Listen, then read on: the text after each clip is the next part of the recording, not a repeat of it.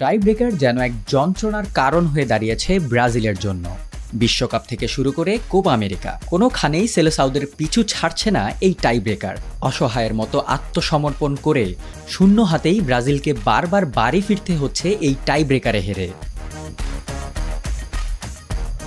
অন্যদিকে আর্জেন্টিনার সঙ্গে যৌথ সর্বোচ্চ 15 বারের কোপা আমেরিকা চ্যাম্পিয়ন উরুগুয়ে শেষ সেই 13 বছর আগে 68 শিরোপা জয় স্বাদ নেয়। সেবার জেতার পথে কোয়ার্টার ফাইনালে টাই ব্রেকারে তারা হারায় আর্জেন্টিনাকে। আর এবার আর্জেন্টিনার চিরপ্রতিদ্বন্দ্বী ব্রাজিলকে সেই একই কোয়ার্টার ফাইনালে টাই ব্রেকারে হারায় মার্সেলো বিয়েলসার দল। সামনে এখন সুযোগ 2011 কোপা আমেরিকার পুনরাবৃত্তি করার। 2019-এর আসরে শেষবারের মতো কোপা আমেরিকার চ্যাম্পিয়ন হয় ব্রাজিল।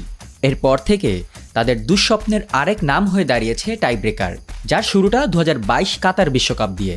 সেবার কোয়ার্টারে ক্রোয়েশিয়ার বিপক্ষে টাই ব্রেকারে হেরে বিদায় নেয় ব্রাজিল। আর এবার 2024 কোপা আমেরিকার কোয়ার্টারে উরুগুয়ের বিপক্ষে টাই ব্রেকারে হেরে বিদায় নেয় সেলেসাওরা। কিন্তু ব্রাজিলের এই দুই বিদায়ে রয়েছে কিছু অদ্ভুত মিলও।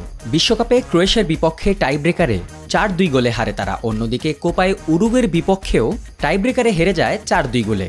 আর এই দুই আলাদা আসরেই প্রথম পেনাল্টি মিস করে ব্রাজিল। যন্ত্রণা, এই টাই ব্রেকার নামক যন্ত্রণা ব্রাজিলকে আর কত বছর ভোগায় সেটি দেখার পালা।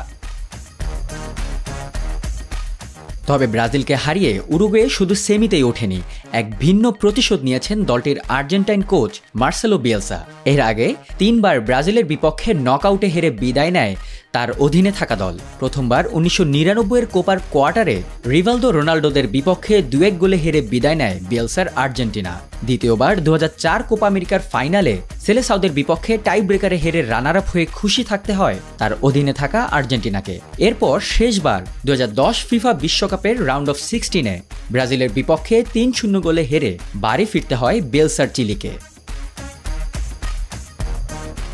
অবশেষে উরুগুয়ের হাত ধরে সেই 25 বছরের প্রতিশোধ নিলেন বিয়েলসা। সঙ্গে 13 বছর পর উরুগুয়েকেও কোনো টুর্নামেন্টের সেমিফাইনালে তুললেন এই আর্জেন্টাইন মাস্টারমাইন্ড।